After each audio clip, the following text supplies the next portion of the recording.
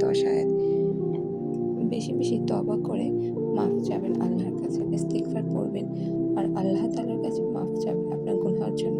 শুধু আস্তাগফিরুল্লাহ, আস্তাগফিরুল্লাহ, আস্তাগফিরুল্লাহ এরকম করলে হবে না। আস্তাগফিরুল্লাহ, আল্লাহ তাআলা আমি আপনার কাছে ক্ষমা চাচ্ছি আমার কৃতকর্মের জন্য।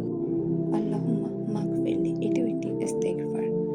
আপনি বেশি বেশি দোয়া করবেন এবং দোয়া কবুলের বিশেষ সময় আসর থেকে মাগরিব পর্যন্ত খুব মনোযোগ দিয়ে আন্তরিকতার সাথে দোয়া করবেন।